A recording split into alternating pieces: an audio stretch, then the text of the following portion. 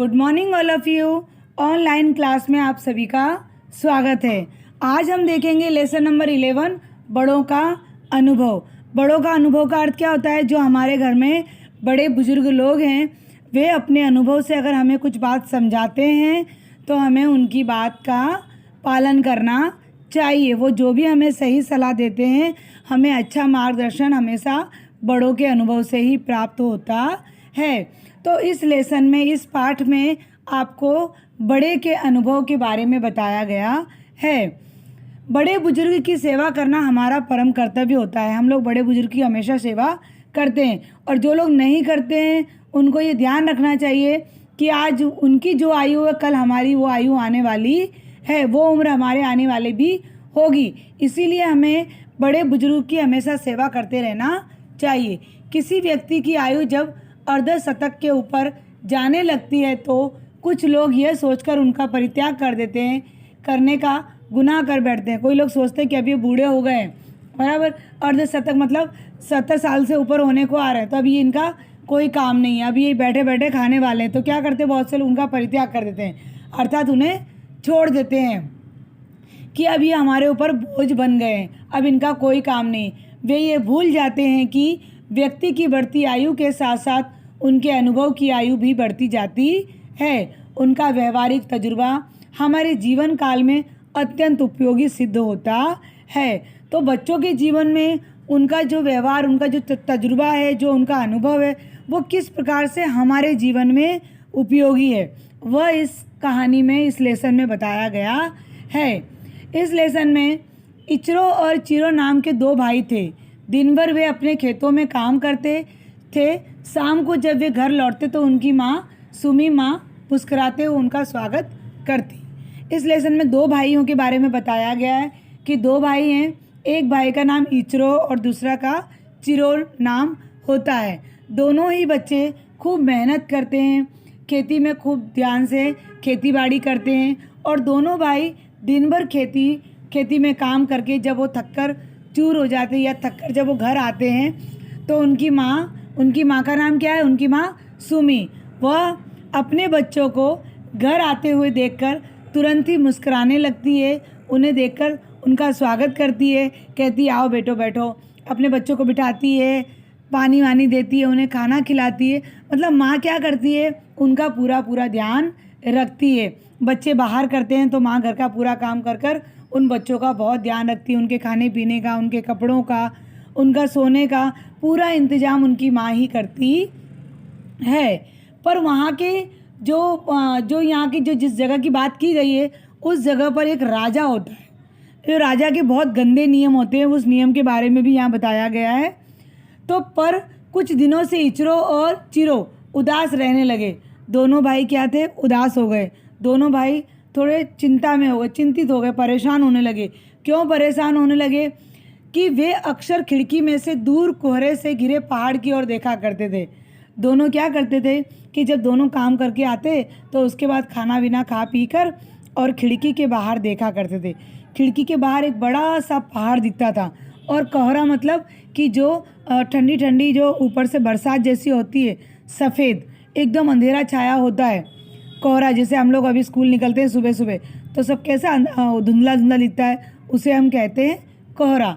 तो कोहरा, दूर पहाड़ों पर कोहरा छाया हुआ होता है, और उसी पहाड़ को दोनों बच्चे अक्सर देखते रहते हैं। तो वे बच्चे दोनों पहाड़ों को क्यों देखते हैं? तो यहाँ पर आगे बताया है कि ये वो पहाड़ था जहाँ पर 70 वर्ष के होते ही सब बूढ़ों को उनके बच्चे लाकर छोड़ जाया करते थे। तो इचरो और चिरो क्या करते कि दोनों ही खिड़की के बाहर देखा करते थे और उदास भाव से देखते थे। बेचारे बहुत उदास रहने लगे थे, और दोनों ये देखते थे कि पहाड़ के उस तरफ जो कोहरा छाया हुआ है, जो ठंड के कारण जो धुंधलापन छाया हुआ है, उसे वे देखकर उदास हो जाते। क्यों उदास हो जाते थे? क्योंकि जो पहाड़ उनको खिड़की में से दिखता था, जो बारी में से जो पहाड़ दिखता था, उस पहाड़ पर यहाँ के राजा का क्या नियम था कि 70 साल का अगर कोई बूढ़ा हो जाता है तो उसे पहाड़ के उस तरफ छोड़ दिया जाता था, उनको पहाड़ के इस तरफ आने दिया जाता नहीं था। फिर वो चाहे किसी भी तरह से कष्ट में वहाँ पर अपना जीवन व्यतीत करें, लेकिन वो अपने बच्चों से कभी मिल सकते नहीं थे। वहाँ का जो राजा था उसे ये था कि 70 साल का अगर व्यक्ति हो जाता तो वो किसी काम काज का होता नहीं है।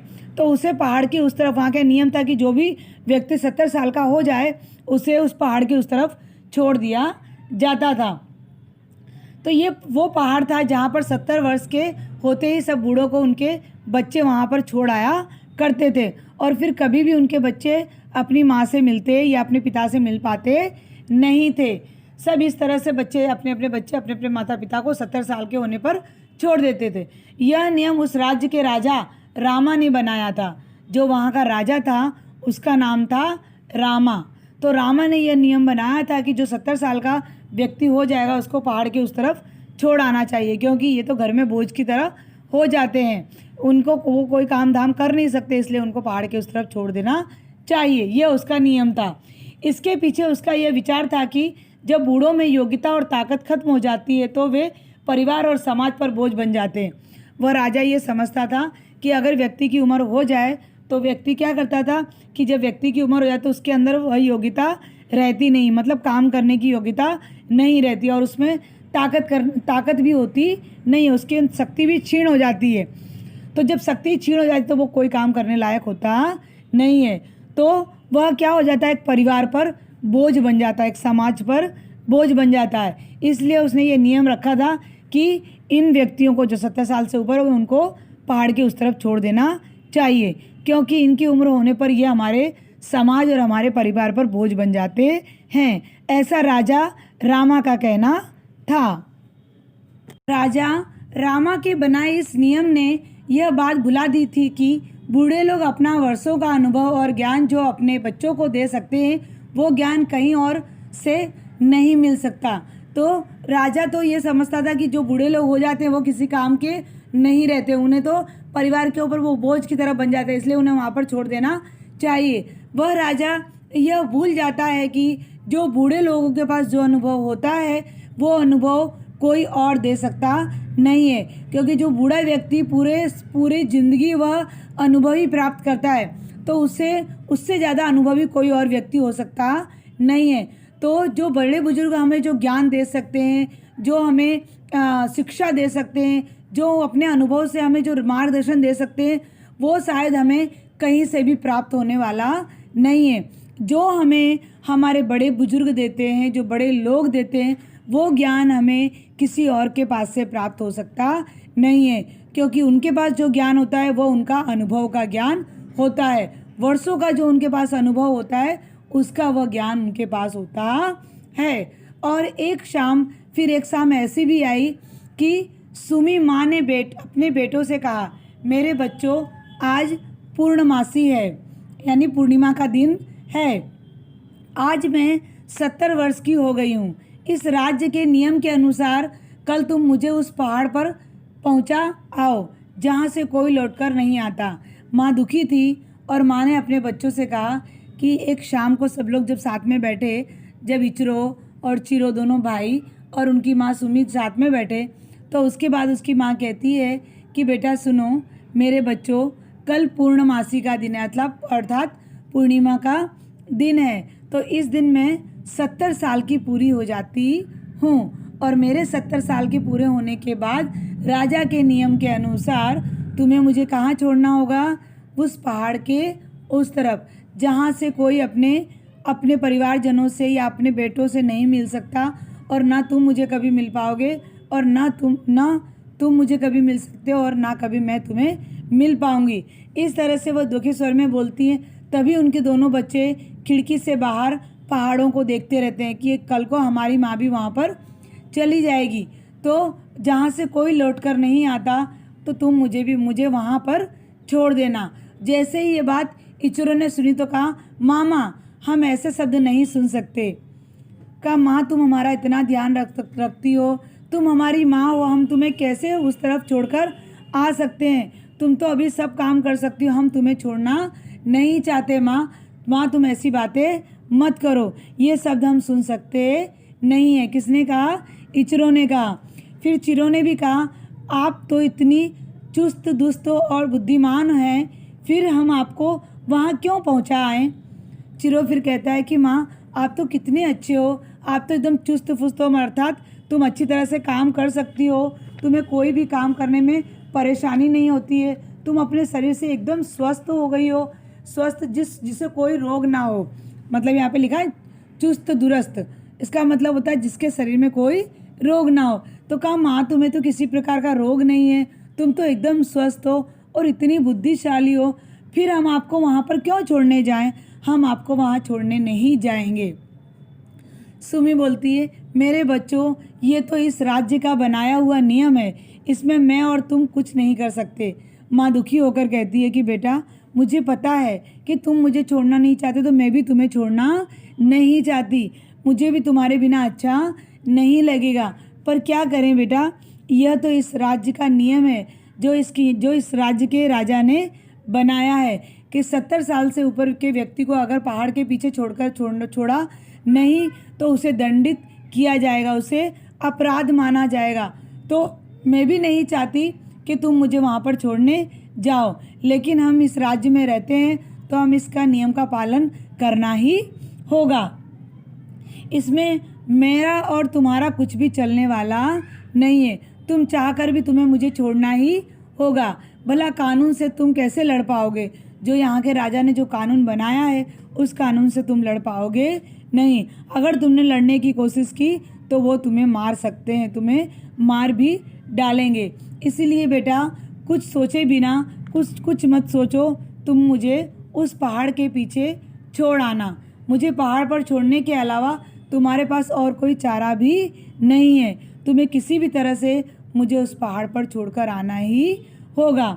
और अगली सुबह सुमी ने बड़े प्यार से अपने घर को घूम घूम कर देखा और मन ही मन बोली सभी कपड़े दुरुस्त हो गए हैं, मैंने अपने बच्चों के लिए आखिरी खाना भी बना दिया है, अब यहाँ से विदाई लेने का समय आ गया है।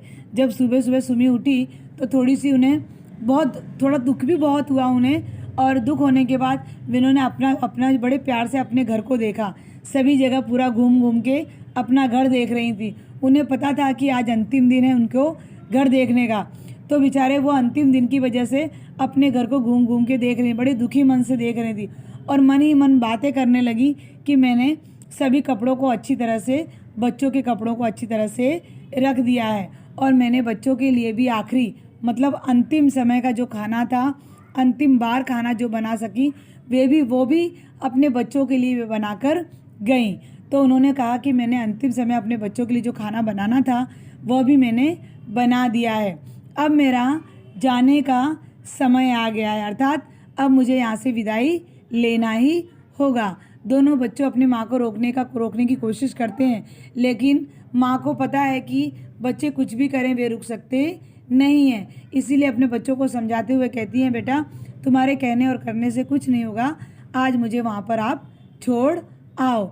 इस तरह से माँ की अंतिम विदाई होती है। फिर दोनों भाई अपनी माँ को डोली में बिठाकर यात्रा के लिए रवाना हुए। यात्रा काफ़ी लंबी थी, चलते चलते वे पहाड़ की तलहटी में पहुँचे। अब क्या हुआ कि दोनों भाइयों ने दुखी मन से अपनी माँ के लिए डोली मंगवाई और अपनी माँ को उस पहाड़ी पर छोड़ने के लिए रवाना हो गए, मतलब जाने लगे। यात्रा काफ़ी लंबी थी, बहुत ज़्यादा दूर थी, तो वहाँ पर चलते चलते वे पहाड़ की तलहटी पर पहुँचे, मतलब पहाड़ के नीचे आ गए। जैसे जैसे वे ऊपर चढ़ते जा रहे थे, सुमी माँ रास्ते के किनारे पर उगे हुए सरकंडों को तोड़कर गिराती जा रही थी। अब जैसे जैसे वे रास्ते पर जा रहे थे, माँ बेचारी क्या कर रही थी कि जो पौधे लगे हुए थे, लकड़ी के जो लकड़ियाँ जो लगी थी, क्या बोलते हैं सरकंडे, मतलब होता है कि लकड़ी का जो बना हुआ होता है उसे कहते हैं सरकंडा, गांठ वाली लकड़ी। तो माँ क्या कर रही थी कि जैसे जैसे यात्रा में आगे आगे जा रही थी, वैसे वैसे रास्ते में लकड़ियाँ जो गांठ वाली लकड़ी होती है उसे तोड़ तोड़ कर रास्ते में फेंकती हुई जा रही थी। वे इसलिए फेंक रही थी कि कहीं उनके बच्चे रास्ते भटक ना जाएं, आते समय उनके बच्चे रास्ते भटक ना जाएं। इसलिए माँ क्या कर रही थी, जैसे जैसे वे ऊपर चढ़ते जा रहे पहाड़ के ऊपर, जैसे जैसे पहाड़ के ऊपर चढ़ते जा रहे थे, वैसे वैसे सुमी माँ रास्ते के किनारे पर उगे हुए जो पौधे थे, जो पेड़ थे, उसकी लकड़ियों को तोड़ तोड़ के, सरकंडों को तोड़ तोड़ कर गिराती जा रही थी। वह खुद तो उस रास्ते पर वापस आने वाली नहीं थी, पर अपने बेटों के लौटने के लिए रास्ते पर निशानी बनाती जा रही थी।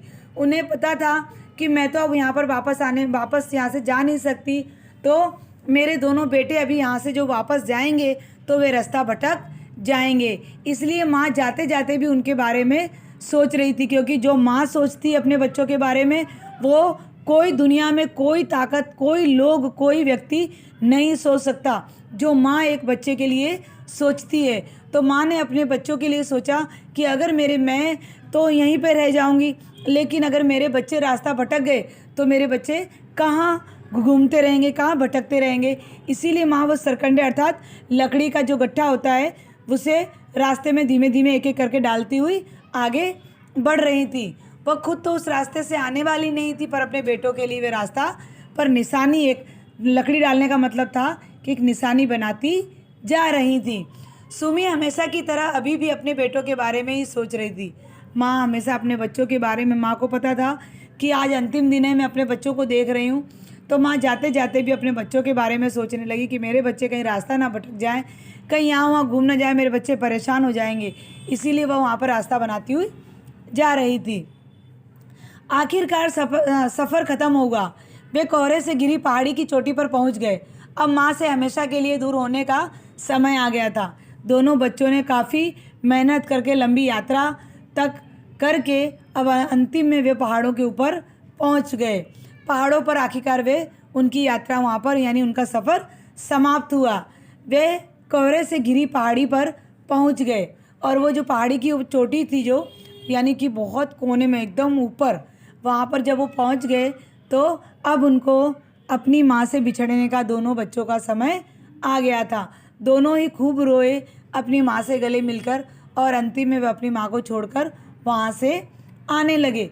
दुखी होते हुए माँ बोली, जुग जुग जियो मेरे लाडलो, ध्यान रखना जिस रास्ते से आए हो उसी रास्ते से वापस लौटना। इचरो और चिरो आंखों में आंसू लिए लौट पड़े। अब दोनों भाई, माँ दुखी मन से बोलती, रोते हुए बोलती हैं कि मेरे बच्चों, तुम लोग हमेशा जियो, जुग जुग जियो, तुम्हारे जीवन में किसी प्रकार की परेशानी ना आए और तुम दोनों अपना ध्यान रखना। किसी भी तरह से लड़ाई झगड़ा मत करना, प्रेम से रहना, क्योंकि अब तुम दोनों को अकेले ही रहना है। यह जीवन तुम दोनों को अकेले ही निकालना है, इसीलिए बेटा अपना ध्यान रखना। इस तरह से माँ उन्हें कहती है और कहती है कि देखो रास्ता मत भटक जाना, मैं जिस रास्ते से आए हो उसी रास्ते से वापस जाना। क्योंकि माँ ने जो रास्ते में लकड़ियाँ डाली थी वो अपने बच्चों को बताती है। इतना सुनते ही इचरो और चिरो दोनों के आंखों में आंसू आ जाते हैं और आंसू भरते हुए दोनों वहाँ से लौटने लगते हैं। दोनों दुखी मन से वहाँ से लौट आते हैं। दोनों भाई दुख भरी बातें करते रहे। इस तरह अब अंधेरा हो चला था। दोनों भाई अपनी माँ की बातें करते करते दोनों दुखी होकर रो रहे थे और बातें करते करते वे लोग नीचे उतर रहे थे। तब तक तो अंधेरा सा हो गया, बहुत ज़्यादा अंधेरा हो गया और बर्फ़ भी गिरने लगी। जब पहाड़ों पर बर्फ़ गिरती है तो हमें रास्ते का पता नहीं चलता। तो जब अंधेरा भी बहुत हो गया और बर्फ़ भी गिरने लगी, उतावलेपन में दोनों भाइयों ने छोटे रास्ते से नीचे उतरने का फ़ैसला किया।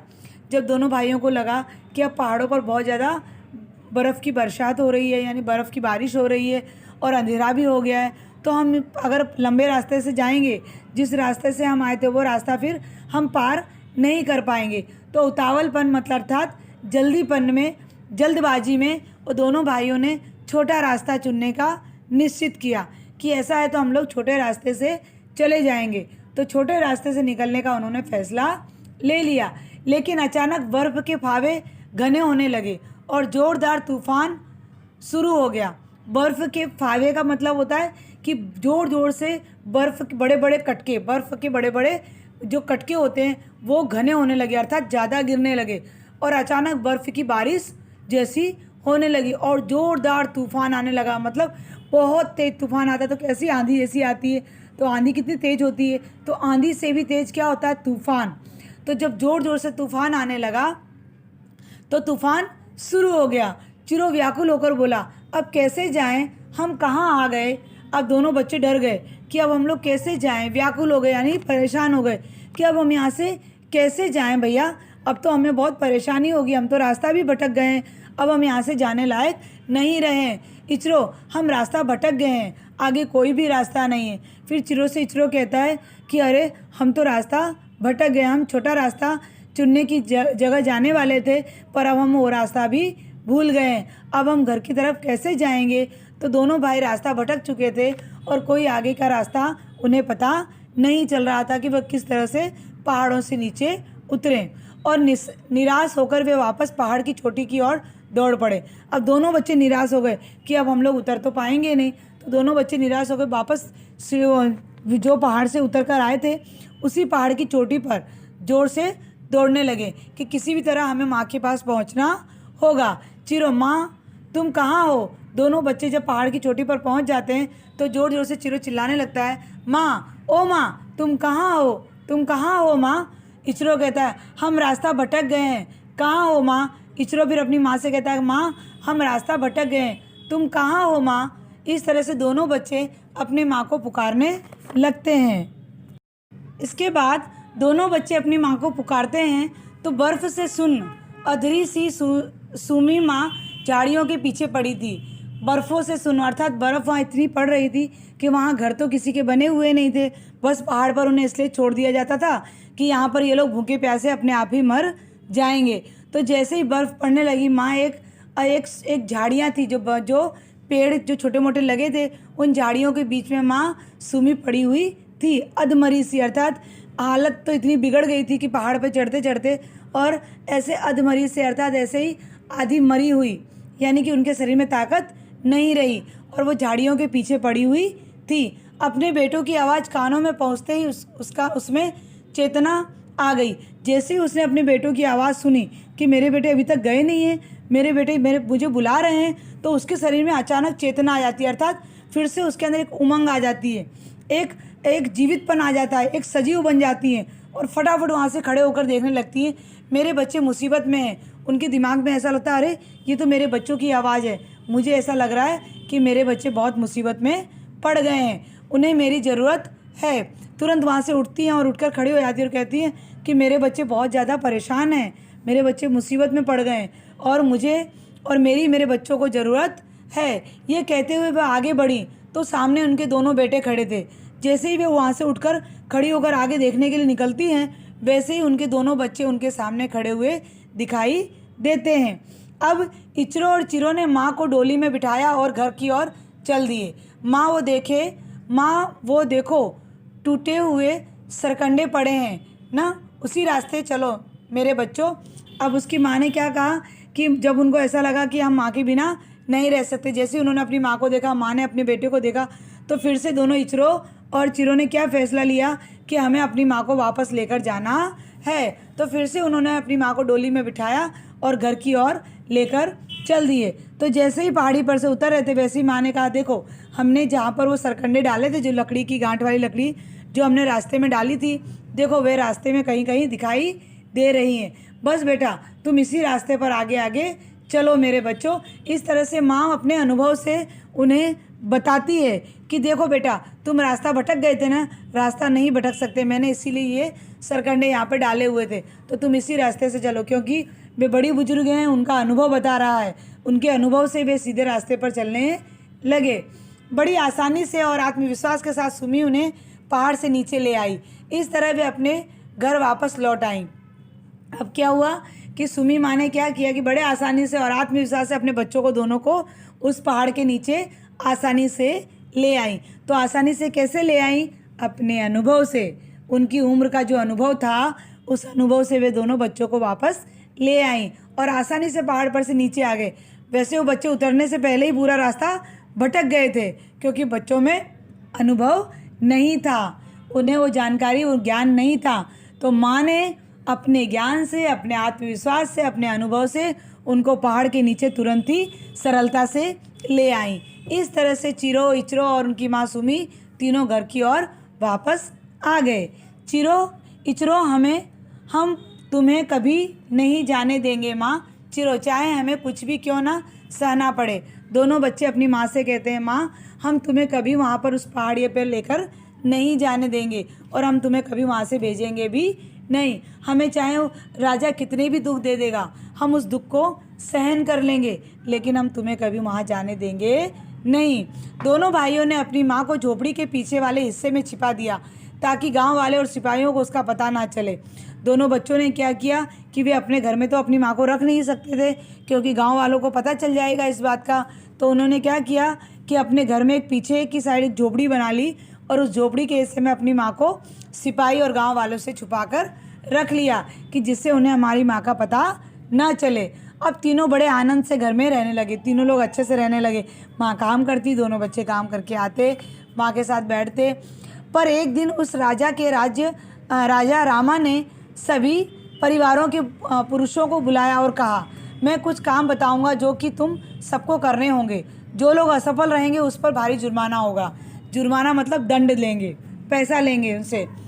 तो एक दिन राज्य में क्या घोषणा हुई, यह वहाँ के जो राजा था रामा, उसने यह घोषणा की कि गांव में जितने भी परिवार में पुरुष लोग हैं सभी को यहाँ पर आना होगा। अपने राज्य में बुलाया और कहा कि मैं सभी को एक काम दूंगा और उस काम में जो सफल होगा उसे दंड नहीं देना पड़ेगा, उसे जुर्माना नहीं देना पड़ेगा।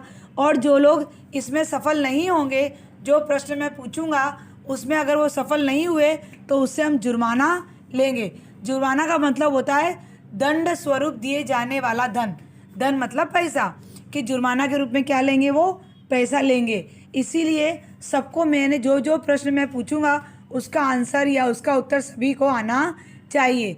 जिसको नहीं आएगा उसे जुर्माना भरना पड़ेगा और जिसे आ जाएगा उसकी तो कोई बात ही नहीं है। इस तरह का नियम वहाँ का राजा जो रामा था उसने रखा हुआ था। अब राजा ने जो काम दिया था वह पहला काम यह था कि एक शंख लाओ जिसके आर पार धागा पिरोया हुआ हो। इचरो और चिरो ने इस अनोखे काम के बारे में अपनी माँ को बताया। अब जो राजा ने नियम रखा था तो राजा ने कहा सभी पुरुषों को हमारे पास आना होगा और तुम लोगों को एक काम दिया जाएगा। तो राजा ने एक काम क्या दिया कि एक शंख लेकर आओ और जो शंख के आर पार तक धागा को पिरो सके तो वह काम करके लाओ। तो वहाँ पर इचरो और चिरो भी थे। तो इचरो और चिरो ने क्या किया कि इस जो काम राजा ने बोला था शंख के आर पार धागा पिरोना है, तो वह काम उसने अपनी माँ को, इचरो और चिरो ने अपनी माँ को आकर बताया कि माँ इस तरह का काम राजा ने दिया है। तो सुमी माँ बोली, यह तो बड़ा आसान है। पहले एक चींटी को पकड़ो और उसके पैर पर धागा बांधकर उसे शंख के ऊपर वाले छेद में से अंदर जाने दो। फिर शंख के मुंह पर कुछ चीनी के दाने लगा दो। चीनी के दाने से आकर्षित होकर चींटी शंख में से अपना रास्ता बनाकर निकलेगी तो धागा भी शंख के मुंह तक पहुंच जाएगा। और हाँ, अंत में चींटी के पैर से धागा निकालना मत भूलना। अब क्या हुआ, माँ ने कहा इचरो और चिरो को, अरे बेटा ये तो बहुत आसान सा सवाल है, तुम इतनी चिंता मत करो। तुम क्या करना, सबसे पहले एक चींटी को पकड़ कर लाओ। एक चींटी को अगर तुम पकड़ के लाओगे तो वह चींटी के पैर में क्या करना, सबसे पहले उसके पैर में धागा बांधना। एक छोटा सा धागा बांध देना और उसे धागा बांध के उसको शंख के ऊपर वाला जो छेद होता है, शंख का जो ऊपर का छेद होता है, उस छेद के अंदर जाने दो, उसको जाने देना। फिर क्या करना, शंख के दूसरे हिस्से में शंख के मुंह पर कुछ चीनी के दाने रखना। जो दूसरा हिस्सा होता है कोने का, उस हिस्से में चीनी अर्थात मोरस के कुछ दाने रख देना। तो चीनी के दानों से आकर्षित होकर, चीनी मीठी होती है और चींटी के पास बहुत आती जाती है, उसे बहुत पसंद है, उसका स्वादिष्ट भोजन है। तो चीनी को क्या करना, दूसरी साइड चीनी को रख देना। और जैसे ही वो चीनी को अर्थात वो मोरस को देखेगी, मीठी चीज़ को देखेगी, वैसे ही वो चींटी क्या करेगी, शंख में से अपना रास्ता अपने आप ही बना लेगी। और जैसे ही वो शंख में से रास्ता बनाकर बाहर निकलेगी तो तुम्हारा जो शंख के अंदर जो धागा पिरोने का प्रोसेस है, जो धागा पिरोने की रीत है, वो अपने आप पूरी हो जाएगी। और जैसे ही वह बाहर निकलेगी वैसे ही इस तरफ से उस तरफ का धागा मिल जाएगा, मतलब पिरो जाएगा, अपने आप उसमें चला जाएगा। फिर उसके बाद तुम क्या करोगे, जैसे ही वो चींटी बाहर आती है तो उसके पैरों से धागा निकालना मत भूलना, क्योंकि हमें किसी को नुकसान पहुंचाना नहीं है। तो इस तरह से अगर तुम धागा बंधे बंधे उसको छोड़ दोगे तो वो चींटी मर भी सकती है। इसीलिए उसके पैर में से, चींटी के जो पैर है उसमें से धागा निकालना मत भूलना। तो दोनों भाइयों ने माँ के बताए नियम के अनुसार काम किया और अगले दिन राजा के दरबार में पहुँच गए। दोनों भाइयों ने क्या किया, जो माँ ने कहा वैसे ही उन दोनों भाइयों ने काम किया। और राजा ने पूछा किस किस ने काम पूरा किया है। सिर्फ इचरो और चिरो ने ही काम पूरा किया है। अब इतने जो गांव वाले थे, इतने सारे पुरुष थे, पर किसी ने भी यह काम करके नहीं दिखाया। सिर्फ ये काम किसने करके दिखाया, चिरो और इसरो ने ही ये काम करके दिखाया था। राजा बहुत खुश, इचरो और चिरो। और हाँ, जो लोग यह काम नहीं कर पाए उन्हें जुर्माना भरना होगा। सब गांव वालों को जुर्माना भरना पड़ा। सभी लोगों को दंड के रूप में कुछ धनराशि का मतलब होता है कुछ पैसे उन्हें भरने पड़े। और चिरो और इसरो को ही, इचरो और चिरो को दोनों को भरना नहीं पड़ा, क्योंकि इन दोनों ने ही उस सवाल का जवाब दिया था। और ये दोनों सवाल का जवाब भी किसने दिया था, माँ के अनुभव के अनुसार, यानी माँ ने उन्हें वो रास्ता बताया था। तो इन दोनों बच्चों को ही खाली दंड नहीं भरना पड़ा, बाकी सभी को दंड भरना पड़ा था। और गांव वाले के सभी लोगों को धीमे धीमे थोड़ा थोड़ा करके जुर्माना भरना पड़ा। अब राजा ने दूसरा काम बताया, एक ऐसा ढोल लाओ जो बिना बजाए बजता हो। अब एक काम पूरा नहीं हुआ, तब तक राजा ने दूसरा काम भी लोगों को दे दिया और कहा कि ऐसा ढोल लेकर आओ मेरे सामने कि जो ढोल बिना बजाए बजने लगे। तो हम तो रिमोट की तरह तो लेकर नहीं जा सकते कि भाई हमने यहाँ से रिमोट चलाया और ढोलक बजने लगी। उस समय ऐसा कुछ भी नहीं था। तो क्या हुआ कि ढोलक ऐसे लेके आओ जो बिना बजाए बजे। सभी आश्चर्यचकित रह गए कि ऐसा ढोलक भला कैसे बन सकता है। सभी लोग आश्चर्य में पड़ गए। सभी लोग सोचने लगे कि कहीं ऐसा भी कोई ढोल होता है जो बिना बजाए बजने लगे। राजा का बताया यह काम भी चिरो और इसरो ने घर जाकर सुमी माँ को बताया। अब दोनों बच्चों भी वहाँ पर थे, तो सुमी माँ को फिर से दूसरा काम भी बताया कि माँ देखो, राजा ने फिर से दूसरा काम भी दिया है कि ऐसा ढोल लेकर आओ कि जो बिना बजाए बजे। कुछ देर सोचने के बाद माँ सुमी बोली, एक अचार का डिब्बा लो और उसका ढक्कन व दूसरी तरफ का पैंदा हटा दो। अब माँ ने क्या कहा कि एक अचार का डब्बा लेकर आओ जो दोनों तरफ से बंद होता है ना, तो बोले अचार का डब्बा लेकर आओ और ढक्कन व दूसरी तरफ का पैंदा हटा दो। जो ढक्कन है, जो ऊपर का ढक्कन और उसके पीछे का जो हिस्सा होता है, वो दोनों क्या कर दो, आप खोल दो। एक अचार का डिब्बा ले लो और उसका ढक्कन भी खोल दो और उसके जो पीछे की पैंदा होता है, जो लगा हुआ होता है, उसे भी खोल दो। मतलब दोनों तरफ का जो पैंदा लगा, एक तरफ से ढक्कन होता है, एक तरफ से पैंदा लगा हुआ था, तो दोनों को तुम क्या कर दो, अलग अलग खोल दो, दोनों को खोल दो। अब चमड़े के गोल टुकड़े काटकर उसके दोनों ओर मढ़ दो। अब चमड़े का एक टुकड़ा ले लो, तो चमड़े के जो डब्बा था उसके हिसाब से जो ढक्कन लगा हुआ था और जो पैंदा लगा हुआ था, दोनों के हिसाब से एक चमड़े को उस आकार में काट लो, गोल आकार में काट के उसके दोनों तरफ उसे लगा दो। मढ़ देना मतलब दोनों तरफ चमड़े का जो तुमने काट कर, जो चमड़े का जो काटोगे तुम, उसे काट कर ये जो डब्बा है उसके ऊपर और नीचे दोनों जगह लगा दो। मगर दूसरी और बंद करने से पहले कुछ मधुमक्खियाँ अंदर छोड़ दो।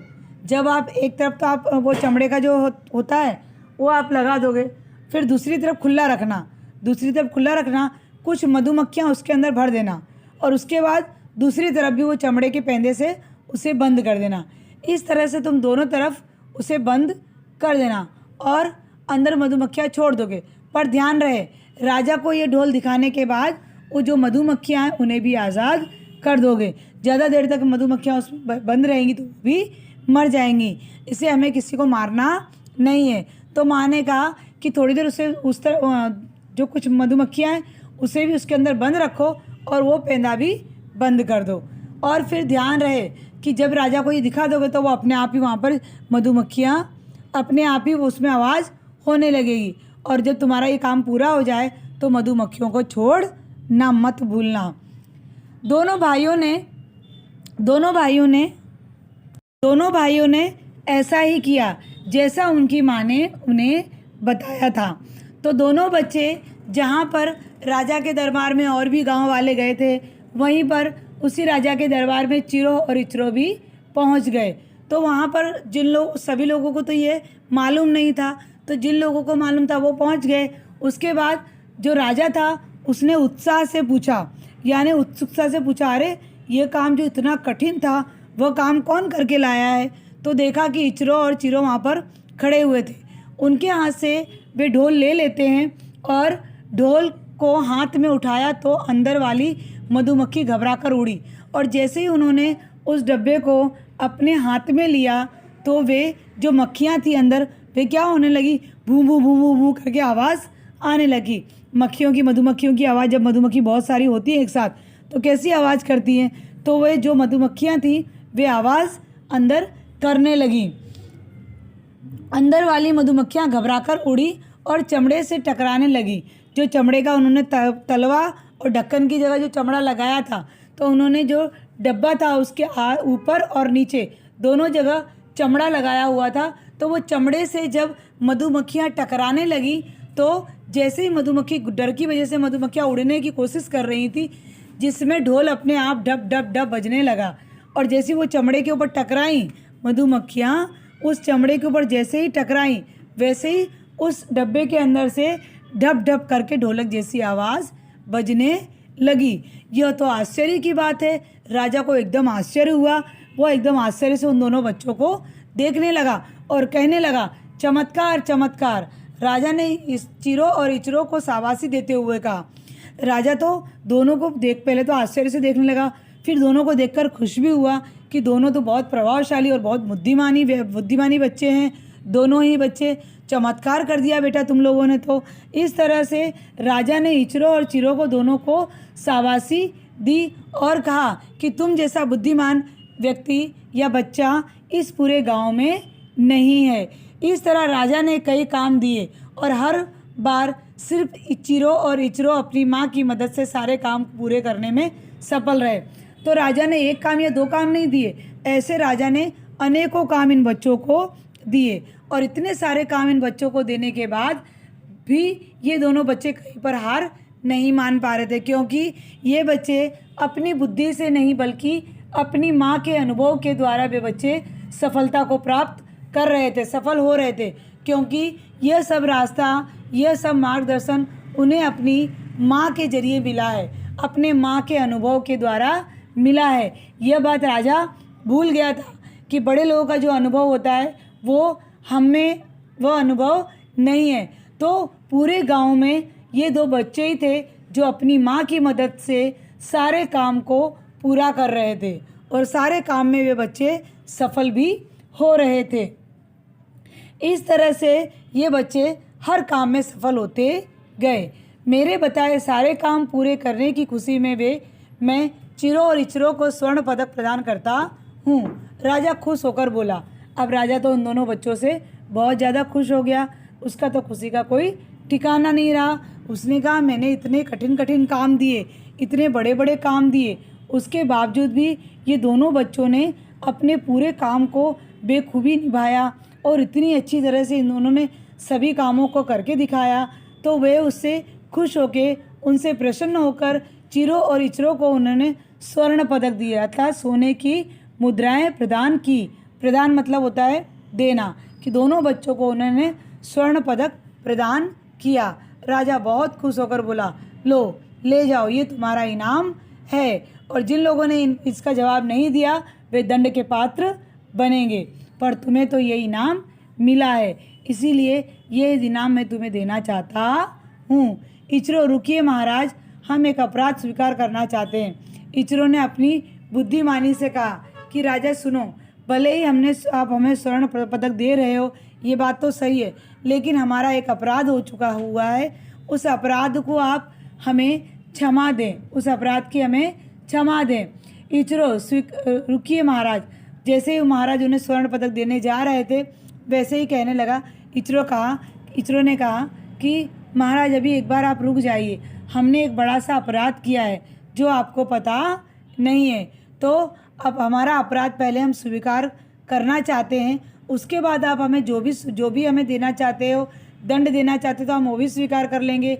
आप हमें स्वर्ण पदक देना चाहते हो तो हम वो भी स्वीकार कर लेंगे। पहले हमने जो अपराध किया है उसे पहले आप सुन लीजिए। हमने जो अपराध किया उसे स्वीकार करना चाहते हैं। हमने जो दंडनीय अपराध किया है उसे हम आपको बताना चाहते हैं। चिरो, इस सम्मान के हकदार हम नहीं बल्कि हमारी माँ हैं। चिरो ने कहा, जो राजा थे उनके सामने सिर झुकाकर कहा कि हमने आपके सामने जो अपराध किया है उसे हमें स्वीकार करना है पहले, उसके बाद आप हमें जो दंड देंगे हम उसे स्वीकार करने के लिए तैयार हैं। जो आप हमें जो सम्मान देना चाहते हो, जो आप हमें स्वर्ण पदक देना चाहते हो, उसके हकदार हम नहीं हैं। ये जो इनाम आप देना चाहते हो, हमें जो पुरस्कार देना चाहते हो, इसके हकदार हम नहीं हैं, बल्कि इसके हकदार कौन हैं? हमारी माँ सुमी हैं, जिन्हें हमने अपनी झोपड़ी के पीछे छिपा कर रखा है। वे कहने लगा कि जिसे हमने अपनी झोपड़ी के पीछे छुपा कर रखा है, हमने उन्हें कहीं पर भी जाने नहीं दिया, जो हमारी झोपड़ी के पीछे रहती हैं। हालांकि वे 70 वर्ष की हो चुकी हैं और हमने उन्हें पहाड़ पर नहीं जाने दिया। बोलते हैं कि ऐसा नहीं है कि वे 70 साल की हो चुकी है, हमने अपराध किया है, उसे अपराध को हम स्वीकार कर रहे हैं आपके सामने कि मेरी माँ 70 वर्ष की हो चुकी हैं और हम उन्हें छोड़ने पहाड़ के ऊपर भी नहीं जा सके, क्योंकि हमने देखा है कि माँ के बिना हमारा जीवन अधूरा है। हम माँ के बिना नहीं रह सकते। उस पहाड़ पर हम लोग इनको छोड़ने जाते तो उसका मतलब है कि हम उन्हें जीते जी मार रहे हैं, वे जीते जी मर रहे हैं। उस पहाड़ी की चोटी पर कुछ भी तो नहीं है, सब वहाँ पर धूप, गर्मी, बरसात सब उन्हें वहीं एक ही जगह पर बैठकर सहनी है। तो हम हमारी माँ को उस पहाड़ पर नहीं जाने दिया, हमने हमारी माँ को वहाँ नहीं जाने दिया। हमने राज्य का नियम तोड़ा है, जो आपने राज्य में जो नियम बनाया था उस नियम को हमने भंग किया है, उस नियम को हमने तोड़ा है। तो ये हमारा अपराध है। इस अपराध का हमें जो भी सज़ा आप देना चाहते हो, हम इस सज़ा को खुशी खुशी आजमा लेंगे या खुशी खुशी हम इसको स्वीकार कर लेंगे। तो आप किसी भी तरह, हमने हमारी माँ को वहाँ जाने नहीं दिया, ये हमारा दंडनीय अपराध है, या हमारा यही हमारा अपराध है। राजा, क्या तुमने नियम तोड़ा है? राजा गुस्से में आ गया थोड़ा और उसने कहा, क्या तुमने मेरे इस राज्य का नियम तोड़ा है? तब तो तुम्हें वही दिया जाएगा जिसके तुम लायक हो, तुम्हें क्षमादान दिया जाता है। उसके बाद क्या बोलता है राजा? तो तुम्हें वही दिया जाएगा जिसके तुम हकदार हो। पहले तो दोनों बच्चे घबरा गए, चिरो और इसरो पहले तो घबरा गए कि जब राजा ने कहा कि तुम जिसके हकदार हो तुम्हें वही मिलेगा, तो दोनों बच्चे घबरा जाते हैं। लेकिन उसी क्षण राजा क्षमादान दे देता है दोनों बच्चों को और कहता है तुम्हें क्षमादान दिया जाता है। इस तरह से राजा उन दोनों बच्चों से खुश हो जाता है। चिरो और इचरो, आज मुझे बहुत बड़ी सीख मिली है। राजा कहता है कि तुम दोनों बच्चों से आज मुझे बहुत बड़ी सीख मिली है। ऐसा नहीं है कि छोटे बच्चों से हमें कुछ मिल नहीं सकता या कोई सीख नहीं मिल सकती।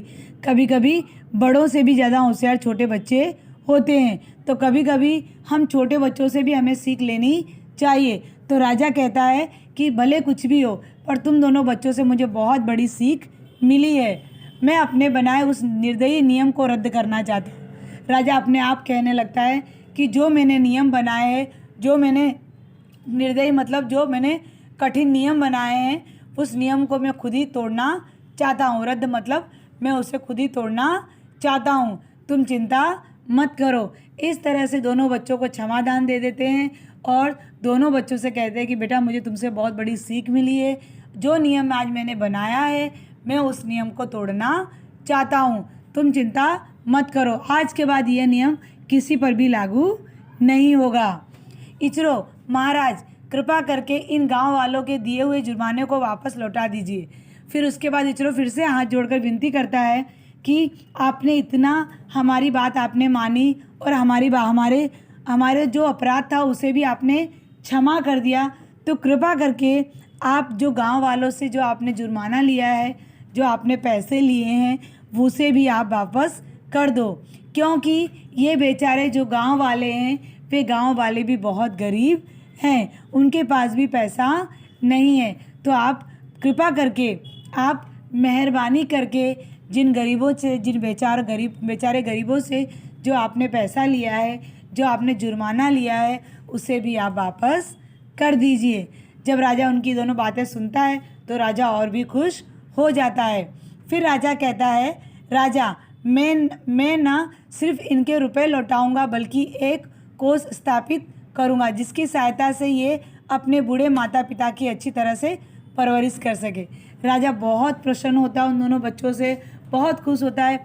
फिर उन दोनों बच्चों को वचन भी देता है और कहता है कि मैं न सिर्फ इनके रुपए लौटाऊंगा, बोले मैं सिर्फ ऐसा नहीं करूंगा कि इनके रुपए वापस करके इनको छोड़ दूं, ऐसा नहीं, इनके रुपए भी मैं लौटा दूंगा और एक ऐसा मैं कोष स्थापित करूंगा। कोष का मतलब एक ऐसी धनराशि मैं उनको दूंगा, ऐसी धनराशि मैं उनको दूंगा कि जो धनराशि उन जो बूढ़े माता पिता हैं जिसके भी उनकी सहायता के लिए उस धनराशि में से, कोष मतलब होता है धन जमा करना, तो बोला एक ऐसा कोष स्थापित करूंगा कि जिसके पैसों से, जो वो कोष जो पैसे हैं जिसके अंदर उन पैसों से वे जो गरीब लोग हैं वे अपने बूढ़े माता पिता की परवरिश कर सके। परवरिश मतलब होता है देखभाल कर सके, पालन पोषण कर सकें, जो बूढ़े माता पिता हैं उनका वे पालन पोषण कर सके। इस प्रकार की मैं एक धनराशि भी, एक कोष भी बनवाऊंगा कि जिसकी सहायता से वे अपने माता पिता की रक्षा कर सके,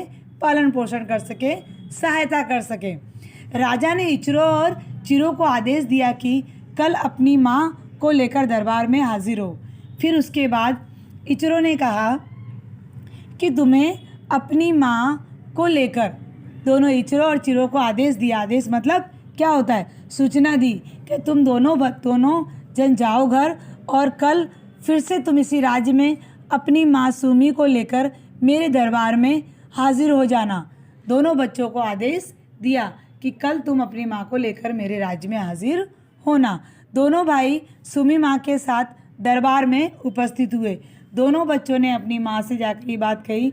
माँ बहुत प्रसन्न थी, बच्चे भी दोनों प्रसन्न थे और दोनों बच्चों ने अपनी माँ के साथ, दोनों बच्चे दरबार में, राजा के दरबार में दोनों बच्चे उपस्थित हुए। उपस्थित मतलब दोनों बच्चे राजा के दरबार में आए। राजा, सुमी, तुम्हारी सूझबूझ और समझदारी के लिए और जो ममता तुमने अपने बच्चों को दी है उसके लिए मैं तुम्हारा सम्मान करता हूँ।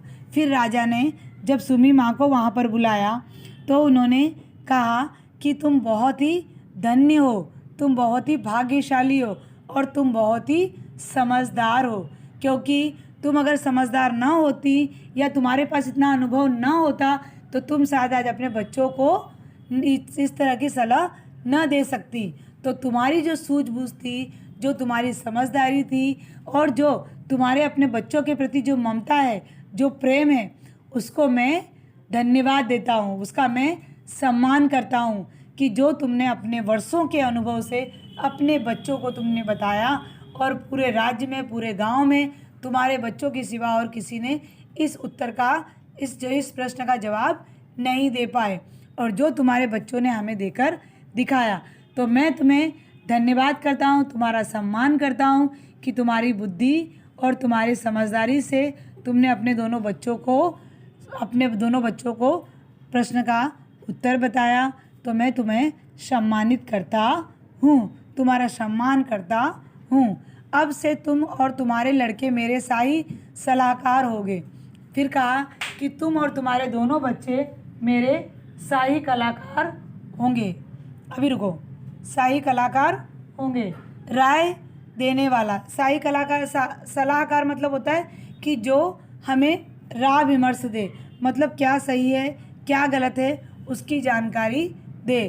तो कहते हैं कि अब तुम और तुम्हारे बच्चे दोनों ही मेरे राज्य के सलाहकार होंगे। सलाहकार मतलब राय देने वाली, कोई बात है कि आपको क्या करना चाहिए, किस तरह से करना चाहिए, तो ये राय देने वाले आप और आपके बच्चे दोनों मेरे राज्य के सलाहकार बनोगे। और उस दिन से मौत का पहाड़ सुना पड़ा। और उस दिन से मौत का पहाड़ अर्थात वहाँ पर जाके तो लोग मर ही जाते थे। तो जो वहाँ न लोगों को खाना मिलता था, न सोने के लिए कोई बिस्तर मिलता था। पहाड़ मतलब क्या होता है कि ऊंची नीची जगह, बस वहाँ पर कहीं भी झाड़ियों में पड़े रहो, पड़े मर जाओ। वहाँ पर किसी प्रकार की कोई कद्र होती नहीं थी। तो जो मौत का पहाड़ था, यानी उसका नाम रख दिया कि जिस पहाड़ पे 70 साल के व्यक्तियों को छोड़कर आया जाता था तो उसे मौत का पहाड़ कहा जाता था। कि मौत का पहाड़ अब सूना हो गया है, क्योंकि अब किसी अभागे बेटे को अपनी माता पिता को वहाँ छोड़ने नहीं जाना पड़ता। अब कोई भी बेटा अपनी माँ को वहाँ पर, या अपने कोई भी किसी भी बेटे को अपने माता पिता को वहाँ छोड़ने की आवश्यकता नहीं पड़ती थी। सभी लोगों को वहाँ पर जाना नहीं पड़ेगा।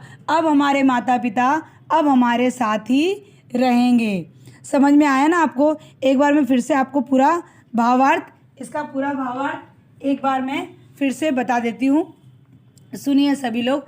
यह कहानी चिरो इचरो नामक दो भाइयों व उनकी माँ सुमी की है। दोनों भाई उस पहाड़ को देखकर उदास हो जाते थे, जिस पर वहाँ के राजा के बनाए नियम के अनुसार वहाँ के बूढ़े लोगों को 70 वर्ष के पश्चात छोड़ दिया जाता था। दोनों भाइयों की माँ सुमी 70 वर्ष की हो गई थी। सुमी माँ ने दोनों भाइयों से उसे पहाड़ पर छोड़ने जाने के लिए कहा।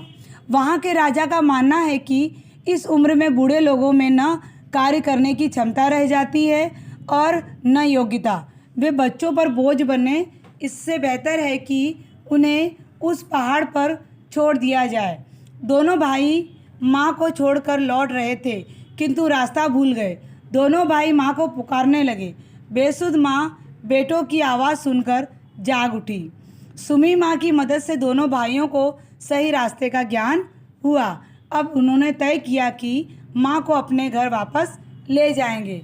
माँ को झोपड़ी के पिछले हिस्से में छिपाकर रखा। उस कुछ समय बाद राजा ने गांव वालों को 3 काम दिए। जो ये काम न कर पाए उसे जुर्माना भरने का प्रावधान था। माँ की सहायता से दोनों भाइयों ने सभी कार्य पूर्ण किए। राजा ने दोनों को सम्मानित किया तो भाइयों ने माँ को छिपाकर रखने की तथा माँ द्वारा कार्य पूर्ण करने की असलियत बता दी। राजा ने अपने बनाए हुए नियम को रद्द कर दिया और चिरो इचरो और सुमी माँ को अपना सलाहकार बना लिया और गांव वालों का जुर्माना भी माफ़ कर दिया। इस तरह से बड़े बुजुर्ग समाज या परिवार पर बोझ नहीं बल्कि अनुभव प्रदर्शन करते हैं और अनुभव पथ प्रदर्शक होते हैं, क्योंकि जिस घर में बड़े लोग होते हैं वही घर अच्छी तरह से चलता है। बड़ों का जो मार्गदर्शन होता है छोटों के लिए, वो हमेशा उनके लिए सही साबित होता है, उनके लक्ष्य की प्राप्ति के लिए सही साबित होता है। इसीलिए हमें बड़े बुजुर्गों को बोझ नहीं समझना चाहिए, बल्कि हमारा कर्तव्य है कि हम बड़े बुजुर्ग से अच्छी अच्छी बातें सीखें, उनका मार्गदर्शन लें तथा हमारा परम कर्तव्य है कि हम उनकी सेवा भी करें। तो हमें आज के बाद कभी बड़े लोगों को किसी प्रकार की अपशब्द की तरह बातें नहीं करनी। हमें हमेशा बड़ों की बातें माननी चाहिए, चाहे वे हमारे माता पिता हों, चाहे हमारे गुरुजी हों, चाहे हमारे दादा दादी हों, कोई भी हो जो हमसे बड़ा है, हमेशा हमें उनकी बातों को मानकर ही आगे बढ़ते रहना चाहिए। जिस प्रकार से इस लेसन में हमने अभी देखा कि बड़े बुजुर्ग की कितना बड़ा अनुभव था और उन्होंने उस अनुभव से अपने बच्चों को सफलता दिलाई, इसी तरह से आपको भी सफलता मिलेगी, पर उसके लिए आपको अपने बड़ों का कहना मानना होगा। अगर आप अपने बड़ों का कहना मानोगे तो आप कभी भी पीछे नहीं रहोगे। हमेशा आप भी इन बच्चों की तरह, चिरो और इचरो की तरह हमेशा आप भी आगे बढ़ते रहोगे। यह लेसन में आपको ऐसा कुछ भी नहीं है जो समझ में नहीं आया होगा। यह लेसन आपको सबको अच्छी तरह से समझ में आया होगा। ठीक है, मैंने पहले एक एक लाइन करके आपको समझा दिया, उसके बाद मैंने आपको इसका पूरा भावार्थ भी समझाया और इसके क्वेश्चन आंसर की मैं PDF भी आपको इसमें डाल दूँगी। आप क्वेश्चन आंसर की PDF भी देख लेना। चलिए ठीक है ना। चलिए इसी के साथ मैं अपनी वाणी को विराम देती हूँ। अस्तु, धन्यवाद।